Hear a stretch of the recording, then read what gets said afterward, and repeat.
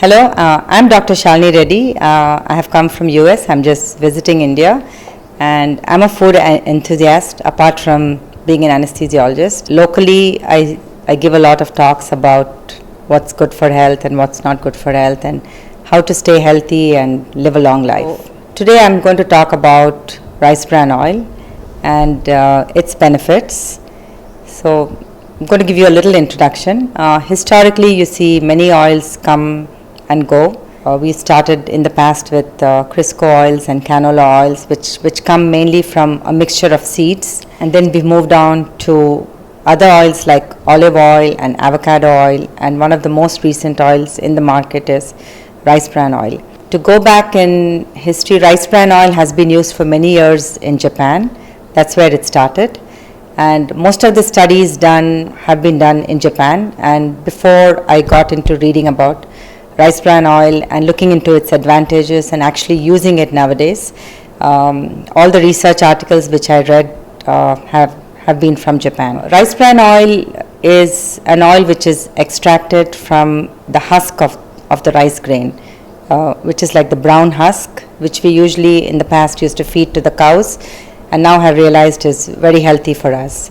And it is also extracted from the endosperm of the rice grain. So mainly you can say it's used from the fiber and the protein of the rice grain, and the carbohydrate of the rice grain is actually avoided in this oil. So it's a very healthy oil. Move on into comparing rice bran oil with other oils. Worldwide right now, if you look at American Heart Association articles as well, still olive oil is rated as the number one oil in the world as far as health reasons go. But at the same time, olive oil has its own disadvantages. It is expensive, it's not affordable for everybody. And the second most disadvantage with olive oil is it's not heat stable. So, like when we use it for seasoning, mostly a lot of Indian food is done with seasoning. So you have to heat the oil and then you have to throw the mustard seeds and the dals and the red chilies in it. Olive oil is not recommended for that purpose. So I would consider rice bran oil as the Indian olive oil. And in Japan, they have already labeled rice bran oil as the heart oil. The very unique characteristics about rice bran oil is physically refined. There is no solvents or chemicals used during the extraction process, and there is no hydrogenation involved. So the problem with hydrogenation is you can see it like in oils like vanaspati, which had been used for many years at one phase, and then research proved that it led to a lot of heart disease. Moving forwards, all the other advantages of rice bran oil are it has very high vitamin E content, tocopherols, tocotrienols, and it has phytosterols. It's very rich in antioxidants, and all of these have the properties of being anti-cancer, anti-inflammatory, and prevent atherosclerosis, which in turn prevents heart disease and brain stroke. The very unique feature which is present in rice bran oil, which is not available in any other oil right now, is the gamma oryzanol content. Gamma oryzanol is a unique ingredient which has anti-inflammatory properties, reducing free radical damage properties, and also reducing the level of the cholesterol in the blood. So when you combine all of these, it's very good in preventing chronic inflammatory processes like diabetes, arthritis, atherosclerosis, heart disease, brain stroke, and anything which causes free radical damage leads to cancer.